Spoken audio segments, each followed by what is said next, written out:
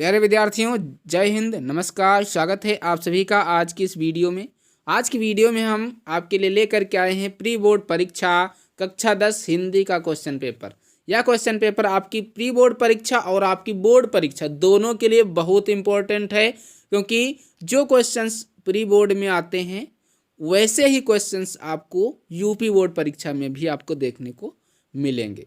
तो आपको वीडियो को बिना स्किप किए हुए पूरा देखना है, क्योंकि मैं आपको इसमें जो 20 क्वेश्चंस ऑब्जेक्टिव हैं उसका आंसर भी बताने वाला हूं। तो आज वीडियो बहुत ही इंपॉर्टेंट होने वाली है।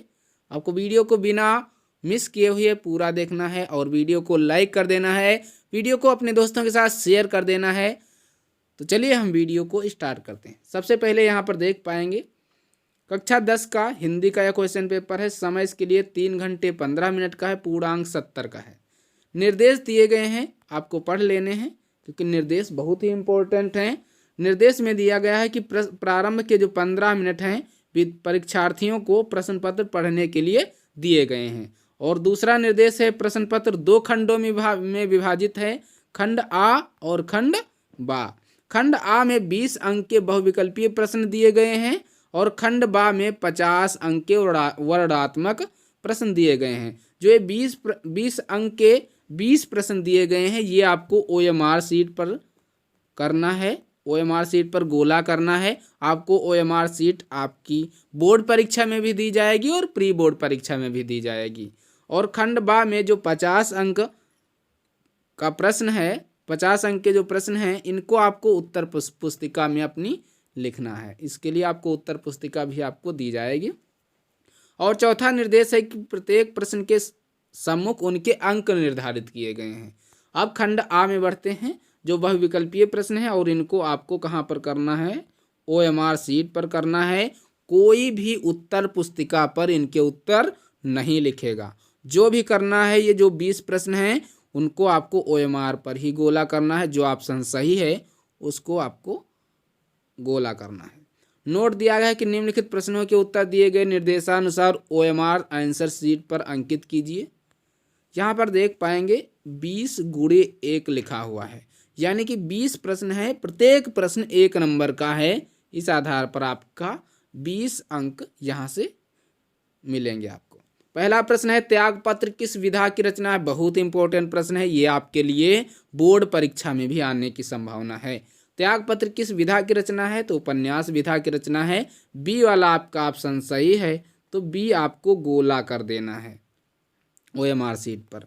दूसरा प्रश्न दिया गया है कि निम्नलिखित कथनों में से सही कथन चुनकर लिखना है, तो सही कथन चुनकर लिखना है। ए वाला आपका ऑप्शन दिया गया है झूठा सच यशपाल का प्रसिद्ध काव्य है, तो ये काव्य नहीं है, गलत हो गया।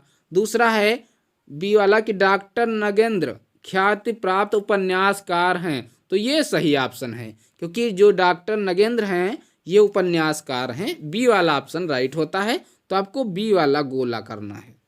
तीसरा प्रश्न दिया गया कि मेरी असफलताएं किसकी रचना है, तो ये गुलाब राय की रचना है। किसकी है, गुलाब राय की। ए वाला आपका ऑप्शन राइट होता है। इसके बाद क्वेश्चन नंबर 4 है कंकाल के लेखक हैं, तो कंकाल, झरना, आंसू, तितली ये सब जयशंकर प्रसाद जी की रचनाएं हैं। बी वाला आपका ऑप्शन राइट होता है।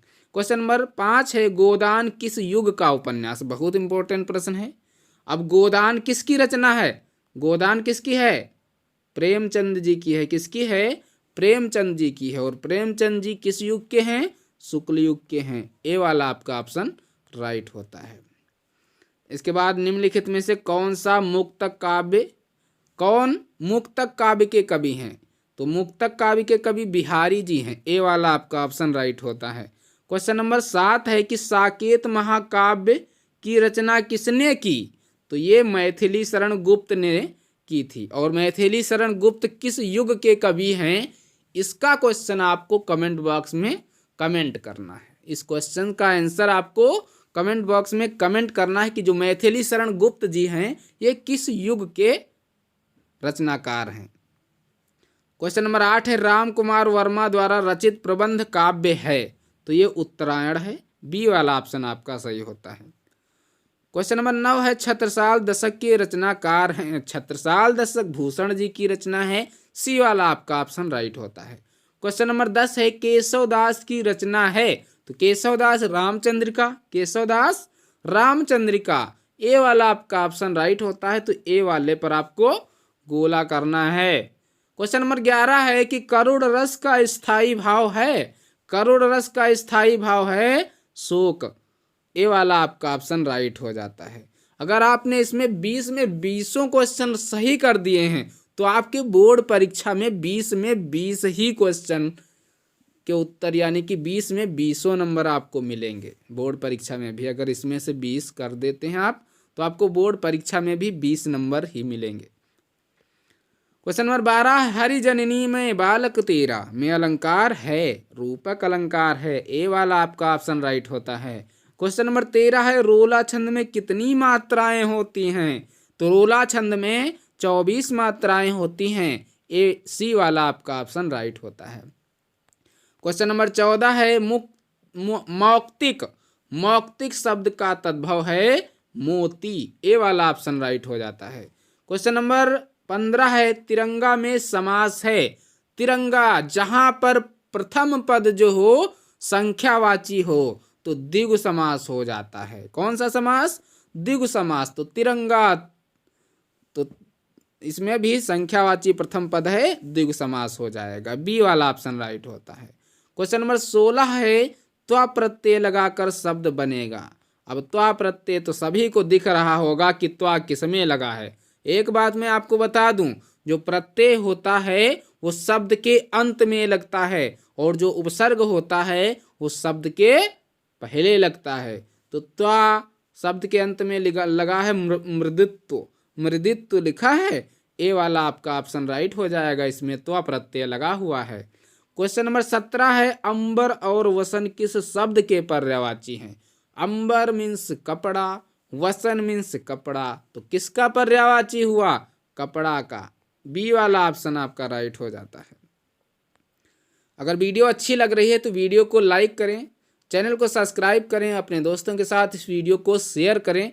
और अगर आपको इस क्वेश्चन पेपर की PDF चाहिए तो टेलीग्राम चैनल का लिंक डिस्क्रिप्शन में दिया गया है, वहां से जाकर के आप इसकी PDF प्राप्त कर सकते हैं। क्वेश्चन नंबर 18 है प्रति उत्तरम की संधि है, प्रति उत्तरम की संधि आपको बताना है, ये ए वाला आपका ऑप्शन राइट हो जाएगा, प्रति उत्तरम।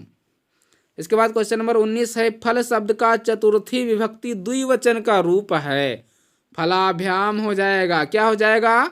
फलाभ्याम, ए वाला ऑप्शन राइट हो जाता है। क्वेश्चन नंबर 20 है पठंतु रूप है, पठ धातु का लोट लकार का, ए वाला आपका ऑप्शन राइट हो जाता है।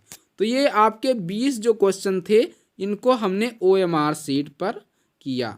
अब हम चलते हैं वर्णात्मक प्रश्न जो आपको 50 नंबर दिलवाएंगे और ये आपको अपनी उत्तर पुस्तिका में लिखना है।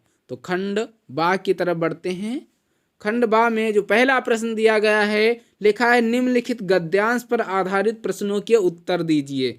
ये गद्यांश आपको पढ़ना है। इसके बाद ये जो 3 प्रश्न दिए गए हैं, आपको भी 3 ही प्रश्न मिलेंगे, चाहे प्री बोर्ड परीक्षा हो चाहे यूपी बोर्ड परीक्षा हो, सेम यही पैटर्न रहेगा। ऐसे ही क्वेश्चंस पेपर आपको आपके बोर्ड परीक्षा में भी देखने को मिलेंगे और प्री बोर्ड परीक्षा में भी देखने को मिलेंगे।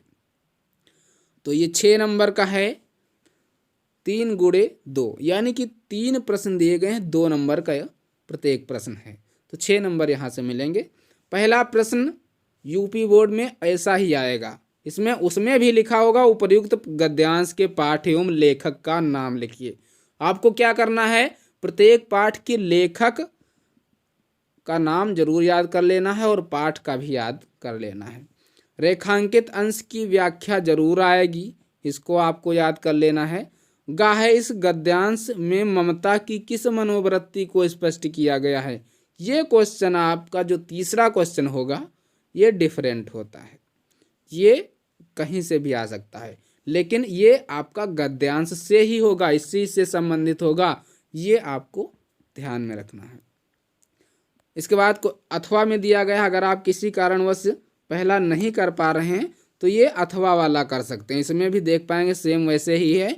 उपर्युक्त गद्यांश के पाठ और लेखक का नाम लिखिए, रेखांकित अंश की व्याख्या कीजिए और गा है व्यक्ति दूसरों की निंदा क्यों करता है, इसका उत्तर देना है आपको। तो ये था गद्यांश। अब आता है पद्यांश।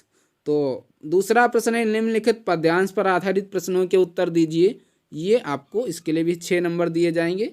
इसको आपको क्या करना है, पढ़ लेना अच्छी तरीके से। इसके बाद इसमें भी सेम वैसे ही क्वेश्चंस, प्रस्तुत पाठ का संदर्भ लिखना है। अब संदर्भ का क्या मतलब होता है, आप संदर्भ लिखते होंगे तो उसमें पाठ का नाम हो जाता है, लेखक कवि का नाम भी हो जाता है, तो ये संदर्भ लिखना है आपको। और खा वाला है, रेखांकित अंश की व्याख्या कीजिए। गा है, सीता जी की थकावट से उत्पन्न व्याकुलता को समझकर राम जी की क्या दशा हुई, इसका आंसर आपको देना है। अगर आप किसी कारणवश आप पहला नहीं कर पा रहे हैं तो अथवा वाला ये कर सकते हैं आपको। इसमें भी सेम वैसे ही प्रश्न, प्रस्तुत पद्यांश का संदर्भ लिखिए, रेखांकित अंश की व्याख्या कीजिए, कवि के अनुसार वास्तविक प्रेम क्या है, इसका उत्तर दीजिए। क्वेश्चन नंबर 3 है, निम्नलिखित संस्कृत गद्यांशों में से किसी एक का संदर्भ सहित हिंदी में अनुवाद कीजिए। तो इसको आपको हिंदी में अनुवाद कर देना। एक का लिखा है तो आपको एक का करना है, चाहे आप का वाला करें ये, या तो आप खा वाला ये यहाँ पर इसका हिंदी अनुवाद कर सकते हैं। दो में से सिर्फ आपको एक ही करना है। क्वेश्चन नंबर 4 है कि निम्नलिखित श्लोकों में से किसी एक का संदर्भ सहित हिंदी में अनुवाद कीजिए। ये 5 नंबर का दिया गया है। ये 2 श्लोक दिए गए हैं, इसमें सिर्फ आपको एक करना है, संदर्भ सहित हिंदी में अनुवाद। इसके बाद क्वेश्चन नंबर 5 जो है, स्वपठित खंड काव्य के प्रमुख पात्र का चरित्र चित्रण लिखिए। स्वपठित यानी कि जो आप में चलता है खंड काव्य, उसका आप उसके जो नायक हैं उसका चरित्र चित्रण लिखना है। और या फिर अथवा में दिया गया है, स्वपठित खंड काव्य के 5वें सर्ग का कथासार लिखिए। क्वेश्चन नंबर 6 आपका है कि निम्नलिखित में से किसी एक लेखक का जीवन परिचय दीजिए। 5 नंबर का है। 3 लेखक दिए गए, रामधारी सिंह दिनकर, जयशंकर प्रसाद, डॉक्टर राजेंद्र प्रसाद। 3 में से सिर्फ आपको एक का जीवन परिचय लिखना है, उसकी रचनाएं लिखनी है। और क्वेश्चन नंबर 6 का गा है कि निम्नलिखित में से किसी एक कवि का जीवन परिचय, उनकी प्रमुख रचनाओं का उल्लेख कीजिए। तो ये कवियों को आपको अच्छी तरीके से याद कर लेना, तुलसीदास, रसखान, माखनलाल चतुर्वेदी। इनमें आपको पहला करना, कोई एक जीवनी आपको लिखना है, तीनों नहीं लिखनी है। 5 नंबर इसके लिए आपको दिए जाएंगे। क्वेश्चन नंबर 7 आपका है कि अपनी पाठ्य पुस्तक में से कंठस्थ किया गया एक श्लोक लिखिए जो इस प्रश्न पत्र में न आया हो। 2 नंबर का ये भी है। निम्नलिखित प्रश्नों में से किन्हीं 2 प्रश्नों के उत्तर संस्कृत में दीजिए। देख पाएंगे यहाँ पर 4 प्रश्न दिए गए हैं, 4 में से सिर्फ आपको 2 प्रश्नों के उत्तर देने हैं और इसके लिए 2 नंबर आपको दिए जाएंगे। क्वेश्चन नंबर 9 आपका है कि निम्नलिखित में से किसी एक विषय पर निबंध लिखिए। 7 नंबर का यह प्रश्न है। देखो 4 टॉपिक दिए गए हैं, चाहे भ्रष्टाचार, समस्या और समाधान पर लिखिए, जनसंख्या वृद्धि पर लिखिए, कंप्यूटर शिक्षा पर लिखिए, देशभक्ति की महत्ता पर लिखिए। 4 में से सिर्फ आपको एक विषय पर निबंध लिखना है। क्वेश्चन नंबर 10 है, प्रधानाचार्य को छात्रवृत्ति के लिए एक प्रार्थना पत्र लिखिए। ये आपको लिखना है, 4 नंबर इसके लिए दिए जाएंगे। अगर ये नहीं लिख पा रहे हैं अथवा वाला कर सकते हैं। मोहल्ले की सफाई है तो स्वास्थ्य अधिकारी को एक पत्र लिखिए, आप ये कर सकते हैं। तो ये था कक्षा 10 हिंदी प्री बोर्ड का क्वेश्चन पेपर। आई होप आपको वीडियो बहुत पसंद आया होगा। वीडियो पसंद आया है तो वीडियो को लाइक करें, चैनल को सब्सक्राइब करें, अपने दोस्तों के साथ इस वीडियो को शेयर करें। और अगर आपको किसी भी सब्जेक्ट का क्वेश्चन पेपर चाहिए तो कमेंट जरूर करें, हम आपको उस सब्जेक्ट का क्वेश्चन पेपर अवश्य प्रोवाइड कराएंगे। तो आज की वीडियो में इतना ही, मिलते हैं अगले वीडियो में कुछ नए क्वेश्चन पेपर के साथ। तब तक के लिए जय हिंद, नमस्कार।